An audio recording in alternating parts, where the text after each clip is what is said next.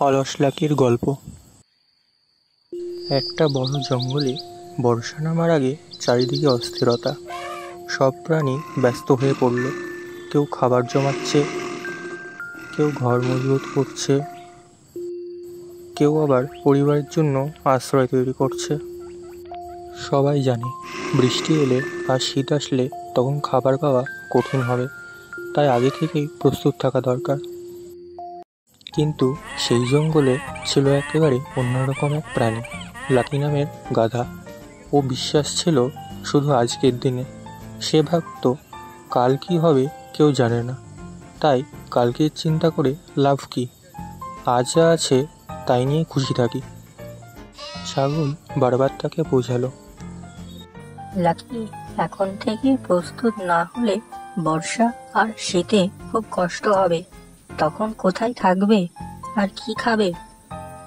কিন্তু লাকি হেসে বলল, ভবিষ্যতের চিন্তা বাদ দাও বন্ধু, গাছপালা তো আছেই।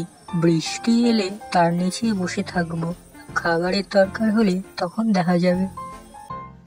এইভাবেই দিন কেটে গেল। বর্ষা নামলো প্রবল ঝড় বৃষ্টির সঙ্গে।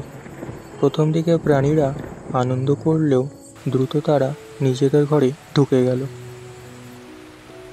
বাইরে কেবল লাকি পড়ে রইল। গাছের নিচে বসে ভিজতে ভিজতে সে কাঁপছিল।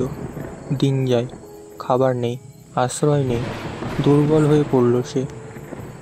তখন লাকি দৌড়ে গেল একে একে সব প্রাণীর কাছে। বলু ভালুর কাছে গিয়ে বলল, আমাকে একটু আশ্রয় দাও। ভালু মাথা নেড়ে বলল, বাড়ি ছোট, জায়গা নেই। হাতির কাছে গিয়ে বলল, আমাকে একটু থাকতে দাও। হাতি বলল, আমার নিজেরই জায়গা অল্প, তোমাকে কিভাবে রাখবো? সবাই তাকে ফিরিয়ে দিল। শেষ ভরসা ছিল ছাগল। লাকি লজ্জা নিয়ে বলল, বন্ধু, আমি ভুল করেছি, আমাকে একটুখানি আশ্রয় দাও। ছাগল দীর্ঘশ্বাস ফেলে বলল, আমি তো তোমাকে আগেই বলেছিলাম ভবিষ্যতের জন্য প্রস্তুতি নিতে, তবু তুমি শোনোনি। তবে তুমি আমার বন্ধু, তাই তোমাকে আশ্রয় দেব। লাকি তার ঘরে ঢুকে উষ্ণতা পেল, খাবার পেল। তখনই সে নিজের ভুল বুঝতে পারল।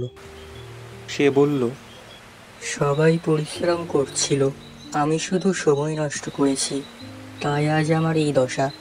এখন থেকে আমিও ঘর বানাবো, খাবার জমাবো, আগামী দিনের জন্য আগে থেকেই প্রস্তুত থাকবো।